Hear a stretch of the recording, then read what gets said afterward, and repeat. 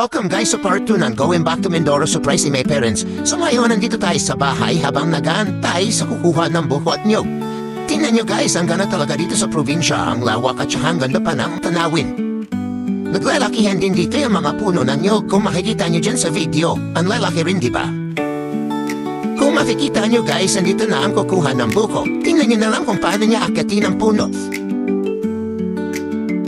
Ngayon naman ay dahil nakakuha na ng buko, ay sinimulan na ni Itay na buksan ito.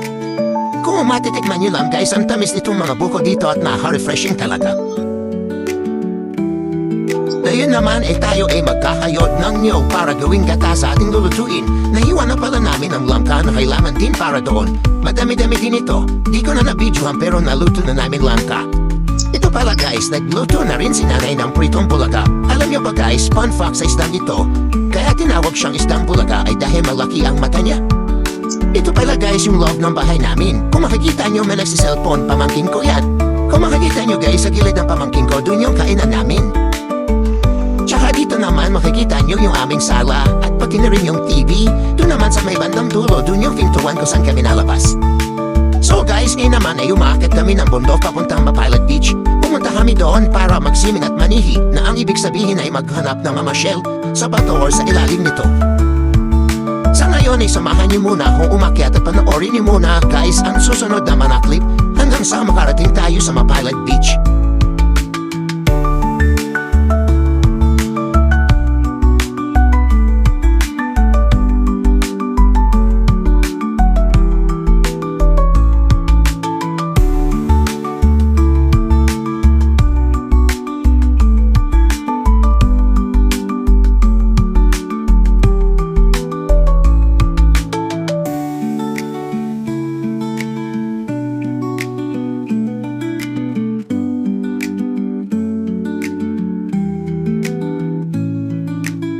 So guys, dito na po tayo, pababa na po tayo sa madarik na daan papuntang Mapilot Beach.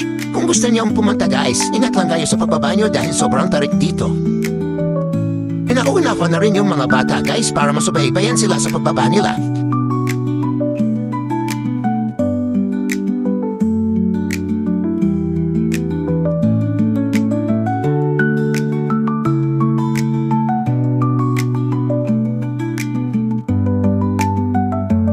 So guys, nandito na tayo sa Mapilot Beach. Kung makikita nyo ang ganda ng tanawin at ang linaw rin ng tubig.